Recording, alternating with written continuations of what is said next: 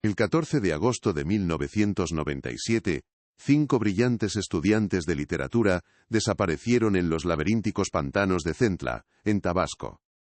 Durante 11 largos años, su caso fue un abismo de silencio, un misterio que las autoridades catalogaron como un trágico accidente en un entorno implacable. Se asumió que se los había tragado la naturaleza, sin más. Hasta que un libro, encontrado por casualidad en el lodo de una sequía histórica, reescribió por completo la historia, transformando una simple desaparición en la crónica de un posible asesinato ritual. La pregunta que atormentó a sus familias y a todo un país durante más de una década sigue resonando hoy. ¿Cómo es posible que la verdad permaneciera oculta tanto tiempo, tan cerca de todos, sumergida bajo el agua y el silencio de una comunidad? Antes de desvelarte cómo las páginas de ese libro, recuperado de una mochila podrida, sacaron a la luz una conspiración mortal que involucraba antiguas profecías y un sacrificio humano, dinos desde dónde nos estás viendo y suscríbete al canal. Créeme, no querrás perderte la cadena de acontecimientos que este hallazgo desencadenó, porque la respuesta al misterio estaba escrita en tinta y sangre, esperando pacientemente a ser leída. La verdad sobre lo que les ocurrió a esos 5 jóvenes es mucho más oscura y metódica de lo que nadie pudo haber imaginado, y demuestra que a veces las leyendas más antiguas no son solo cuentos, sino advertencias que ignoramos bajo nuestro propio riesgo. El grupo no era un conjunto de aventureros imprudentes, sino la élite académica de la UNAM. Liderados por Elena Rojas, una joven de 22 años obsesionada con el realismo mágico, su expedición era el culmen de su carrera universitaria. Su tesis pretendía demostrar cómo las leyendas prehispánicas seguían vivas en las comunidades más aisladas de México. La acompañaban su novio Javier Morales, el fotógrafo escéptico que documentaba el viaje con una mirada pragmática. Sofía Herrera, la poeta sensible que registraba cada emoción en su diario.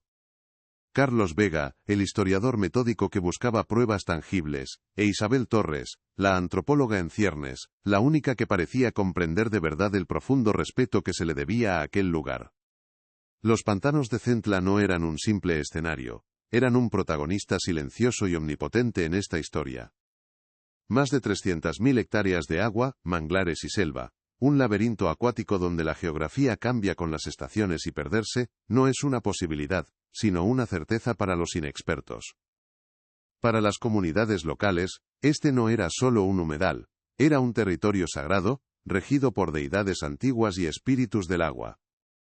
Un lugar donde las leyendas no eran cuentos para dormir, sino manuales de supervivencia y advertencias, que los 5 jóvenes, armados solo con sus libros y teorías académicas, no supieron o no quisieron escuchar, creyendo que el conocimiento podía protegerles de fuerzas que no comprendían. Sus últimos días de normalidad transcurrieron en una modesta posada en Frontera, el pueblo que sirve de puerta de entrada a la reserva. Pasaron casi una semana entrevistando a pescadores y ancianos, recopilando historias que para ellos eran datos académicos, pero que para los lugareños eran verdades sagradas.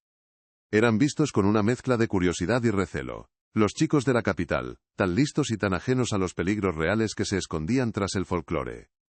Fue allí donde contrataron a Mateo, un guía local de rostro curtido y pocas palabras, recomendado por ser el que mejor conocía los canales secretos del pantano. Su silencio fue interpretado por los estudiantes como sabiduría, por los locales, como algo mucho más profundo y ominoso. La mañana del 14 de agosto de 1997, un pescador los vio por última vez. La pequeña lancha de Mateo se adentraba en un canal estrecho y sombrío, conocido por los locales como la Boca del Jaguar. Una niebla inusualmente densa para esa época del año comenzaba a descender sobre el agua, envolviéndolos hasta que su silueta se desvaneció por completo. La imagen quedó grabada en la memoria del testigo, 5 jóvenes emocionados, saludando, mientras se dirigían hacia el corazón de una oscuridad de la que nunca regresarían. La lancha nunca volvió al anochecer. Al principio, nadie se alarmó demasiado. En Centla, la naturaleza a menudo impone sus propios horarios. Pero cuando pasaron 2 días, la preocupación dio paso a una certeza aterradora. Estaban perdidos. La búsqueda inicial fue una batalla perdida contra la naturaleza misma. Durante las primeras semanas, equipos de protección civil y voluntarios peinaron los canales principales. Pero los pantanos de Centla no son un parque, son un monstruo de agua y vegetación que se reconfigura constantemente. Los helicópteros sobrevolaban un mar verde e impenetrable, incapaz de distinguir una lancha de un tronco a la deriva.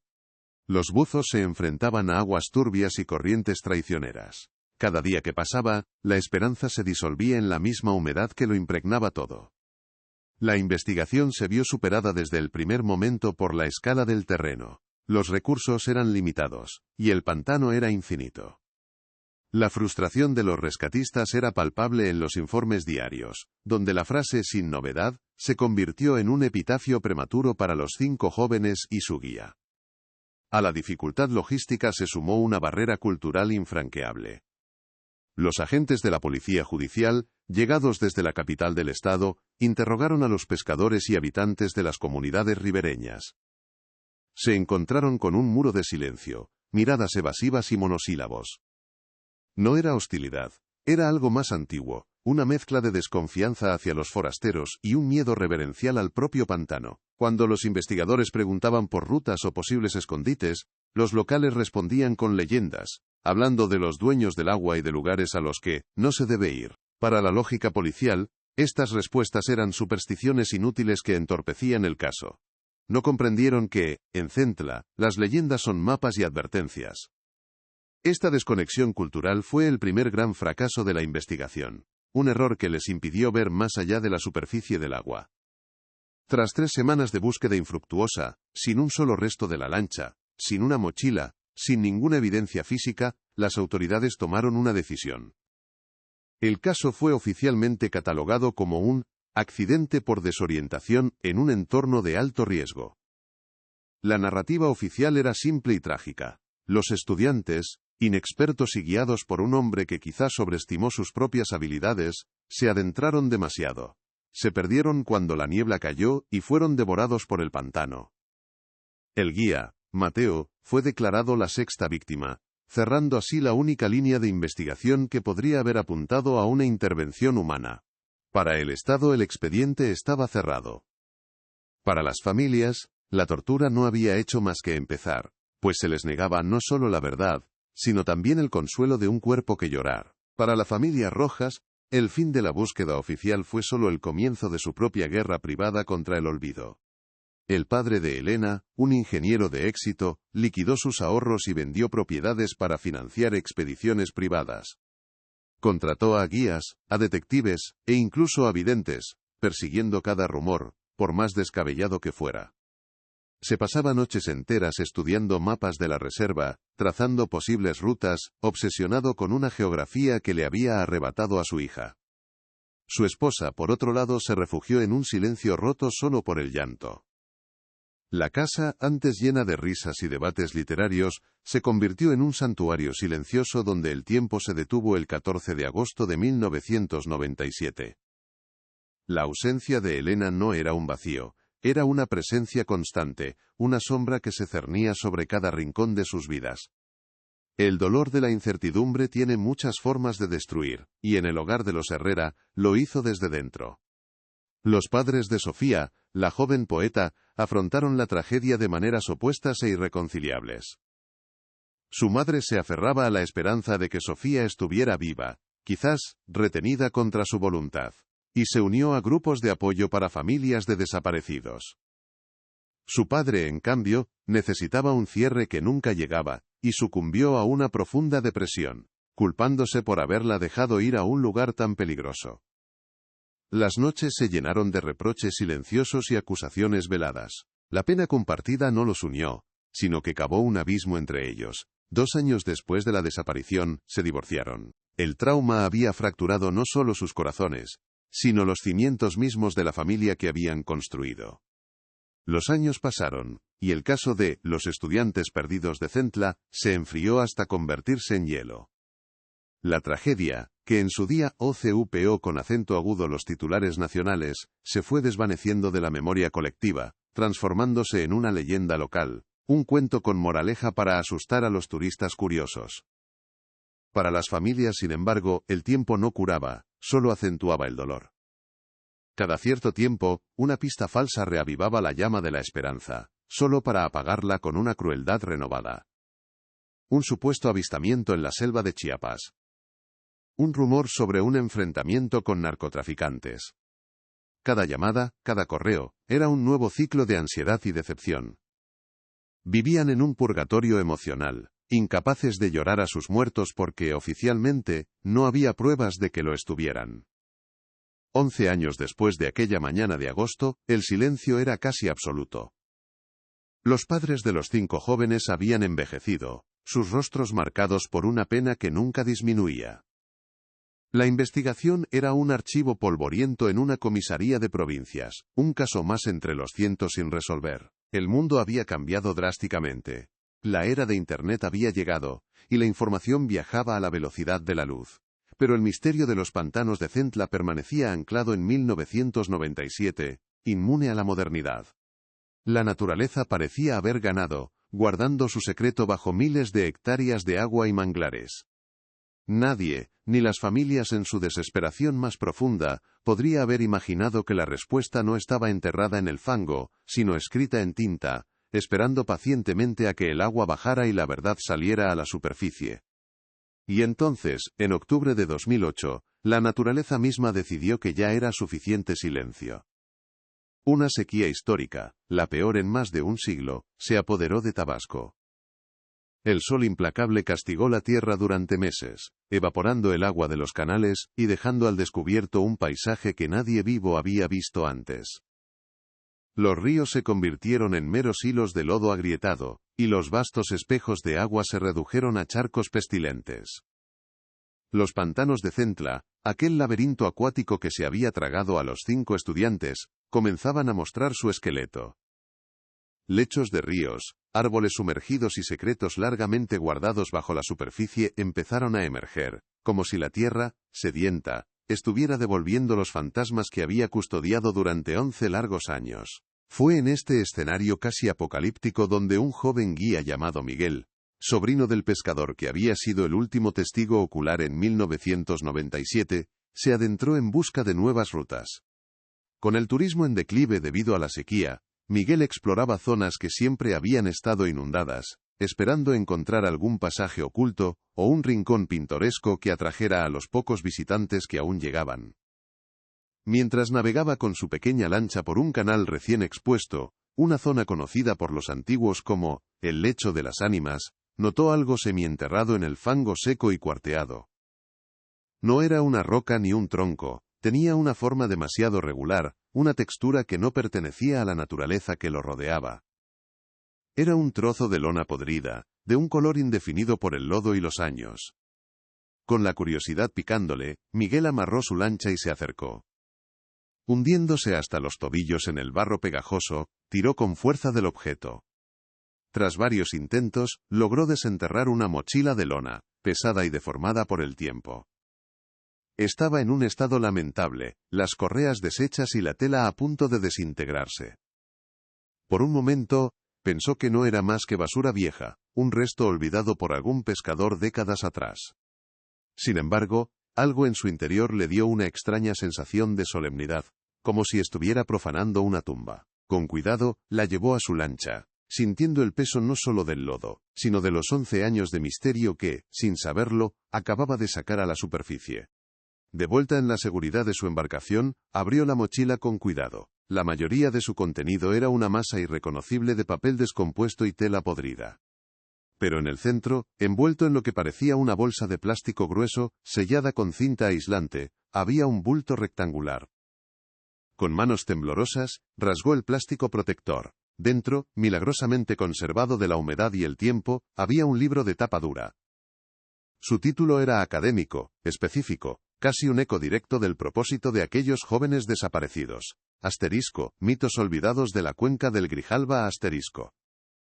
No era un libro cualquiera, era una edición rara de un autor especializado, el tipo exacto de texto que un estudiante de literatura o antropología llevaría a una expedición de campo tan ambiciosa como la suya. Miguel lo abrió con un cuidado reverencial. Las páginas estaban amarillentas y olían a humedad contenida pero estaban intactas. Al hojearlo, una pequeña flor prensada, una bugambilla descolorida, cayó de entre 2 páginas, marcando un capítulo en particular. Era un gesto delicado, personal, que de repente humanizó el objeto de una manera desgarradora. Podía imaginar a Sofía, la poeta, guardando esa flor mientras leía. Su atención se centró en el texto que la flor había señalado. El título del capítulo era Ritos de la Sed, sacrificios para la deidad del agua. El corazón de Miguel comenzó a latir con fuerza. No estaba leyendo un simple análisis folclórico. Estaba a punto de leer la clave de una pesadilla que llevaba 11 años sin nombre.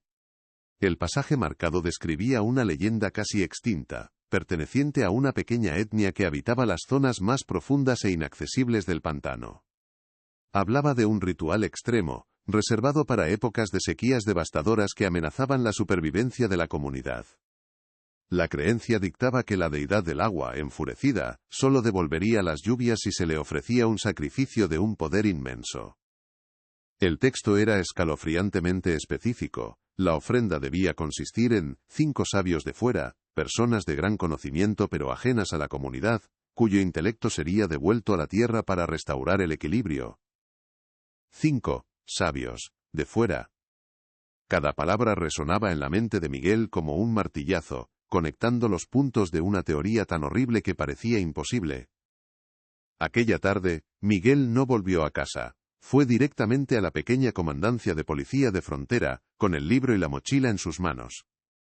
Cuando los colocó sobre el escritorio del oficial de guardia, un hombre que apenas era un adolescente cuando el caso ocurrió, el silencio se apoderó de la habitación. La teoría del accidente, la cómoda y trágica narrativa que había permitido a todos seguir adelante, se hizo añicos en un instante. El hallazgo no ofrecía consuelo, abría una puerta a un horror mucho más metódico y deliberado. El caso de los estudiantes perdidos de Centla ya no era una historia de desorientación y mala suerte. Tras 11 años de un silencio sepulcral, se había reabierto oficialmente, pero esta vez, no como una investigación de personas desaparecidas, sino como la posible crónica de un asesinato ritual. El libro y la mochila no solo reabrieron un expediente, detonaron una bomba mediática. La historia de los estudiantes perdidos resucitó en la conciencia nacional, y esta vez, la narrativa del trágico accidente ya no era suficiente. Periodistas de todo el país llegaron a Frontera, transformando el adormecido pueblo en el epicentro de un misterio renovado. Entre ellos se encontraba Ricardo Solís, un veterano periodista de investigación conocido por desenterrar verdades incómodas. Solís no veía solo una leyenda macabra, intuía el hedor de un encubrimiento, la sombra de una verdad mucho más terrenal y corrupta que había sido deliberadamente sepultada junto con los cuerpos de los jóvenes.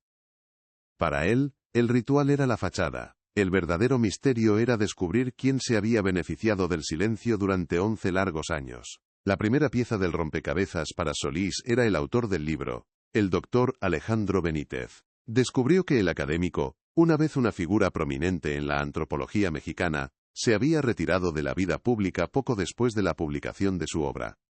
Tras semanas de búsqueda, lo encontró viviendo en un exilio autoimpuesto en un pequeño pueblo de la Sierra de Oaxaca, lejos de cualquier pantano o recuerdo acuático. El encuentro no fue fácil. Benítez era un hombre anciano, frágil, cuyos ojos reflejaban el peso de un secreto que lo había consumido lentamente. Al principio se negó a hablar, alegando que todo lo que sabía estaba en el libro. Pero Ricardo, con la paciencia de un cazador, supo que tras esa fachada de erudito retirado se escondía la llave que abriría la puerta a la verdad. Bajo la presión insistente de Solís y el peso de su propia conciencia, el dique de silencio de Alejandro Benítez finalmente se rompió. Con la voz quebrada por la culpa, confesó la verdad que había ocultado durante más de 30 años. Durante su trabajo de campo en los años 70, había logrado contactar con una pequeña comunidad aislada en el corazón de Centla, un clan endogámico que se consideraba el último guardián de una fe prehispánica. Le hablaron del ritual del sacrificio de los 5 sabios, como una necesidad cósmica para aplacar a la deidad del agua en tiempos de crisis. Aterrado por las implicaciones, Benítez omitió deliberadamente este capítulo de su libro, convencido de que publicarlo provocaría una masacre o una caza de brujas. Su silencio, pensó, los protegería. Ahora comprendía que solo había firmado la sentencia de muerte de Elena y sus amigos. La confesión vino acompañada de una prueba tangible. Benítez entregó a Ricardo sus viejas notas de campo, un conjunto de cuadernos amarillentos llenos de anotaciones y bocetos. Entre ellos, había un mapa dibujado a mano, tosco pero detallado, que señalaba la ubicación aproximada del asentamiento, en una zona del pantano que no aparecía en ninguna carta de navegación oficial. Y en esas páginas, una anotación lo cambió todo, el nombre del patriarca que lo había guiado en los 70, un hombre respetado y temido, llamado Mateo. El mismo Mateo, que había guiado a los estudiantes a su desaparición. De repente, la narrativa se invirtió por completo. El guía no era la sexta víctima, era el sumo sacerdote, el ejecutor de una profecía que había esperado pacientemente la llegada de la ofrenda perfecta.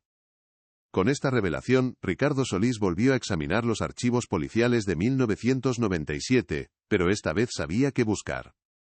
Las piezas que antes parecían inconexas, ahora encajaban con una claridad aterradora. Encontró testimonios de pescadores que hablaban de la gente de Mateo como un grupo al que era mejor no acercarse, declaraciones que en su día fueron descartadas como simples supersticiones locales. Releyó informes sobre avistamientos de canoas en zonas supuestamente inaccesibles, ignorados por los investigadores. Logró contactar a un sargento retirado que participó en la búsqueda original. El exoficial, bajo promesa de anonimato, confesó lo que muchos sospechaban. Las altas esferas sabían de la existencia de esa comunidad radical, pero la orden siempre fue la misma: no provocar. Dejarles en paz era más sencillo que iniciar un conflicto en un territorio que no podían controlar. La investigación de Solís destapó una red de complicidad aún más profunda. La comunidad de Mateo no solo era ignorada, sino que era tácitamente protegida por ciertos poderes locales. A cambio de su aislamiento, actuaban como guardianes no oficiales de rutas remotas del pantano, utilizadas para el contrabando y otras actividades ilícitas. Eran un mal necesario, un secreto a voces que garantizaba el control sobre un territorio ingobernable. La llegada de 5 estudiantes curiosos, haciendo demasiadas preguntas y adentrándose donde nadie debía, amenazaba con destapar este pacto de silencio. El accidente fue la solución perfecta. Eliminaba la amenaza, satisfacía las creencias de la comunidad, y permitía a las autoridades corruptas mantener su statu quo. La tragedia de los jóvenes no fue solo un acto de fanatismo religioso, sino una pieza sacrificada en un tablero de corrupción mucho más grande. Ricardo Solís publicó sus hallazgos en una serie de artículos que sacudieron al país. La historia ya no era sobre un misterio folclórico, sino sobre una conspiración de asesinato y encubrimiento institucional. El mapa de Benítez, el testimonio del policía retirado y la conexión con el guía Mateo, crearon una tormenta mediática y social imparable. Las familias de las víctimas, armadas ahora con una verdad plausible, exigieron justicia. La presión fue tan abrumadora que la Fiscalía General del Estado no tuvo más remedio que actuar. Se organizó una nueva expedición oficial, esta vez no como una búsqueda a ciegas, sino como una incursión táctica. Con helicópteros, fuerzas especiales y el mapa de un viejo antropólogo como guía, se adentraron en el corazón de Centla, decididos a llegar al lugar que había permanecido oculto durante décadas, y a exhumar, de una vez por todas, la verdad. La incursión en el corazón de Centla fue una operación de precisión quirúrgica, un choque entre 2 siglos. Los helicópteros rompieron un silencio que parecía haber durado milenios, y las fuerzas especiales, equipadas con tecnología de punta, avanzaron por canales que solo conocían los mapas de un anciano y las leyendas locales. Cuando finalmente llegaron al asentamiento, no encontraron resistencia armada ni hostilidad. Lo que encontraron fue una calma perturbadora, una comunidad de unas pocas docenas de personas que los observaban desde sus chozas con una pasividad casi expectante. A la cabeza del grupo estaba un hombre de mediana edad, de rostro severo y mirada vacía, que se presentó simplemente como el hijo de Mateo. Parecía que, de alguna manera, los hubieran estado esperando durante 11 largos años, como si su llegada fuera simplemente el siguiente capítulo de una historia ya escrita. El registro del poblado se llevó a cabo en una atmósfera tensa y surrealista. El lugar parecía suspendido en el tiempo, un enclave donde las reglas del mundo exterior no aplicaban. Mientras los agentes revisaban las modestas viviendas, Ricardo Solís y el jefe del operativo se centraron en una estructura que destacaba del resto, una cabaña más grande, sin ventanas, construida con maderas oscuras y adornada con extraños símbolos tallados. El aire en su interior era denso, cargado con el olor a incienso rancio y a tierra húmeda. El hijo de Mateo los observaba desde la entrada, impasible, con los brazos cruzados, sin ofrecer ayuda ni obstaculizar la búsqueda. Su silencio no era el de un culpable asustado, sino el de un guardián que sabe que el secreto que protege está a punto de ser revelado, aceptando el final con una solemnidad escalofriante. Fue en un rincón de esa cabaña ceremonial, bajo una pila de pieles secas, donde encontraron un pequeño arcón de madera. No estaba cerrado con llave. Dentro, envueltos en tela de corteza, estaban los objetos que cambiarían el curso de la justicia para siempre. Un diario de cuero, hinchado por la humedad pero aún legible, y una cámara fotográfica digital, un modelo primitivo para los estándares de 2008, pero que parecía intacta. En la tapa del diario, grabado en oro descolorido, se leían las iniciales SH. Era el diario de Sofía Herrera. El comandante del operativo, un hombre curtido en 1000 batallas, sintió un escalofrío al tomarlo. Sabía que en sus manos no solo tenía una prueba, sino la voz de una víctima a punto de hablar desde la tumba, rompiendo 11 años de un silencio impuesto por el agua y el fanatismo. Las últimas páginas del diario, escritas con una caligrafía temblorosa que delataba un terror absoluto, eran una crónica detallada de sus horas finales. Sofía describía cómo la amabilidad de Mateo se había desvanecido al llegar al asentamiento, transformándose en la de un sumo sacerdote implacable. Les habló de la sed de la tierra, de una sequía espiritual que el pantano sufría y que solo el conocimiento podía saciar. Escribió sobre cómo les explicaron que no eran víctimas sino una ofrenda, un privilegio de ser elegidos, para devolverle la sabiduría al agua. Las últimas líneas eran casi ilegibles, una súplica desesperada mientras escuchaba a sus amigos ser llevados uno por uno fuera de la cabaña donde los habían encerrado. No describía la violencia, sino algo peor, la certeza de un destino ineludible, dictado por una fe que no podían comprender. Si el diario era la voz del terror, la cámara de Javier era sus ojos. Un técnico forense logró recuperar parte de los datos de la tarjeta de memoria. Las primeras imágenes eran las que se esperaban: paisajes del pantano, retratos de sus compañeros riendo en la lancha. Pero las últimas fotos contaban una historia diferente. Eran imágenes oscuras, desenfocadas, tomadas a toda prisa desde el interior de la cabaña. Se veía el rostro de Elena, pálido y desafiante, el de Carlos, rezando en silencio. Y entonces la última fotografía recuperable, la imagen que se grabaría en la retina de todo un país: los 5 estudiantes, de pie, juntos, y aterrorizados, frente a un rústico altar de piedra a la orilla del agua, mientras varias figuras con túnicas los rodeaban al amanecer. Era la prueba irrefutable, el momento congelado del sacrificio. Con el diario de Sofía en una mano y las fotografías de Javier en la otra, el comandante confrontó al hijo de Mateo. Ya no había lugar para el silencio. El hombre escuchó la lectura de las últimas entradas del diario sin inmutarse. Cuando le mostraron la fotografía del altar, asintió lentamente. Su confesión no fue un torrente de culpa, sino una declaración de principios. Explicó que su padre, Mateo, había visto en aquellos 5 jóvenes la señal que su comunidad esperaba. Eran sabios de fuera, la ofrenda perfecta según la profecía para restaurar el equilibrio del pantano, que sentían morir por la contaminación y el olvido.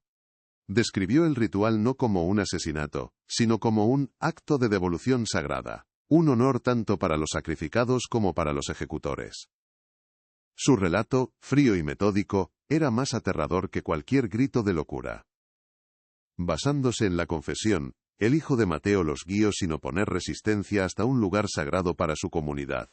Un cenote oculto tras una cortina de manglares, cuyas aguas cristalinas desmentían el horror que guardaban. Allí en el fondo, los buzos forenses encontraron lo que quedaba de los 5 estudiantes y de Mateo, quien, según su hijo, se había ofrecido como el 6º sacrificio, el guardián, una vez cumplida su misión. El círculo se había cerrado, los arrestos se llevaron a cabo con la misma calma surrealista que había dominado toda la operación. Los miembros de la comunidad se entregaron pacíficamente, convencidos de la rectitud de sus actos. Mientras se los llevaban, Ricardo Solís observó el choque de 2 mundos, la justicia del siglo XXI llevándose a hombres y mujeres que vivían bajo leyes escritas en la memoria de la tierra y el agua.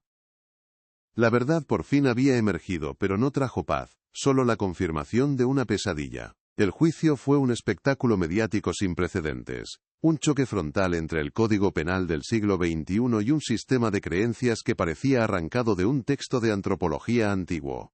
En el banquillo los acusados no mostraban remordimiento ni miedo. Sus testimonios, pronunciados con una calma inquietante, no eran confesiones de culpabilidad, sino exposiciones de su fe. Hablaban de la deuda con el agua, de la sabiduría devuelta y del honor que les habían concedido a los 5 estudiantes al elegirlos. Para ellos, no estaban siendo juzgados por un asesinato, sino por cumplir con un deber cósmico que trascendía las leyes de los hombres. La sala del tribunal se convirtió en un teatro del absurdo, donde la lógica forense y los argumentos legales se estrellaban contra el muro impenetrable de una convicción milenaria, dejando a jurado, prensa y espectadores en un estado de perplejidad y horror. La sentencia fue predecible en su letra, pero devastadora en su significado.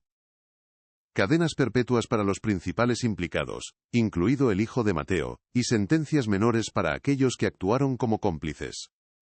El juez, en sus palabras finales, habló de la inviolabilidad de la vida humana como pilar de cualquier sociedad civilizada, declarando que ninguna creencia, por muy arraigada que estuviera, podía justificar el acto de arrebatar una vida. Sin embargo, mientras las palabras resonaban en la sala, los condenados permanecían impasibles. No hubo lágrimas, ni súplicas ni estallidos de rabia. Aceptaron su destino con la misma serenidad con la que habían llevado a cabo el ritual, como si la prisión fuera simplemente un nuevo tipo de exilio, una consecuencia terrenal sin importancia frente a la eternidad de su fe. Para ellos el juicio no era un castigo, sino la confirmación de que el mundo exterior nunca entendería su verdad. Para las familias el veredicto no trajo euforia, sino un silencio profundo y un alivio agridulce. Tras 11 años de lucha, de noches en vela, y de una esperanza que se negaba a morir, la batalla legal había terminado. En el pasillo del juzgado, no hubo celebraciones.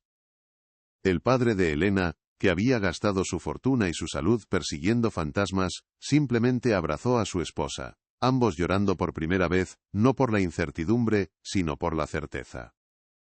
Los padres de Sofía, divorciados por el peso de la tragedia, se encontraron la mirada a través de la sala y asintieron, un gesto mudo de reconocimiento y de dolor compartido. Habían obtenido justicia, pero la justicia no podía devolverles las risas de sus hijos, ni llenar el vacío que había destrozado sus vidas.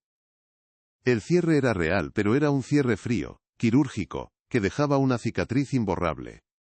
El asentamiento de Mateo no sobrevivió al juicio. Una vez que sus líderes fueron encarcelados y su secreto expuesto al mundo, la pequeña comunidad se desintegró. Las pocas familias que quedaban, principalmente mujeres y niños, fueron reubicadas por los servicios sociales, dispersadas en pueblos donde su pasado se convirtió en un estigma silencioso. La aldea, aquel enclave perdido en el tiempo, fue abandonada a la voracidad del pantano. Las cabañas se pudrieron, la vegetación reclamó los senderos, y el altar de piedra fue cubierto por el lodo y las raíces. El lugar se convirtió en una leyenda negra, un punto en el mapa que los guías locales evitaban, susurrando que las almas de los sacrificados y de los sacrificadores seguían allí, atrapadas en un ciclo de silencio y agua.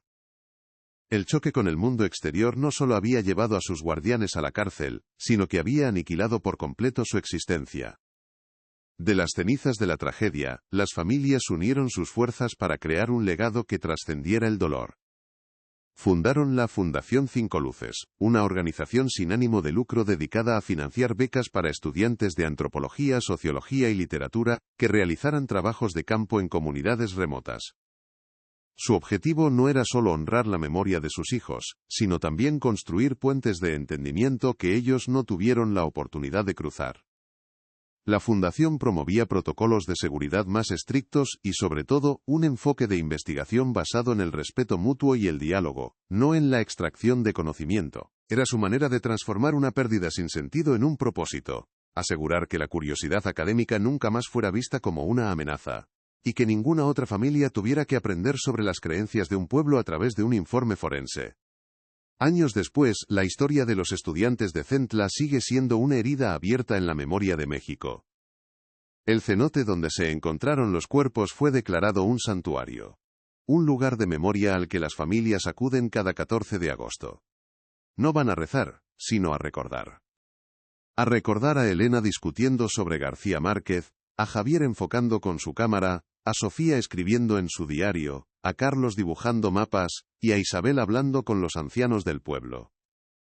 La verdad trajo un final, pero no trajo la paz completa. El horror de lo sucedido fue tan profundo que desafía cualquier explicación racional.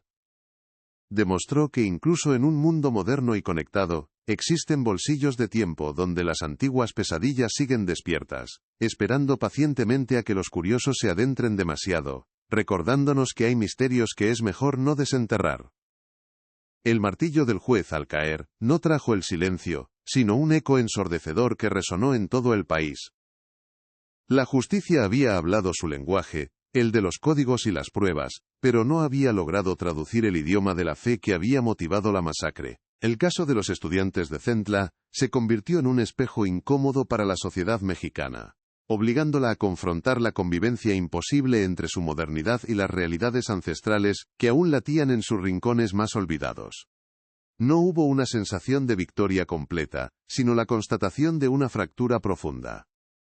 Se había castigado a los culpables, pero el abismo de incomprensión entre los dos mundos que chocaron aquella mañana de agosto de 1997, permanecía tan abierto e insondable como el cenote que guardó los cuerpos durante 11 largos años. La verdad había sido exhumada, pero la paz seguía enterrada en algún lugar del pantano. Los pantanos de Centla ya nunca serían los mismos. Dejaron de ser solo una maravilla natural para convertirse en un lugar marcado por la memoria y la advertencia. El turismo cambió, los visitantes ya no buscaban solo la belleza de la fauna, sino que llegaban con una curiosidad morbosa, preguntando por la boca del jaguar o intentando localizar el lugar del sacrificio. Para las comunidades locales, la tragedia dejó una cicatriz de silencio. El nombre de Mateo se convirtió en un tabú, y la desconfianza hacia los forasteros, especialmente aquellos con cámaras y cuadernos, se arraigó aún más.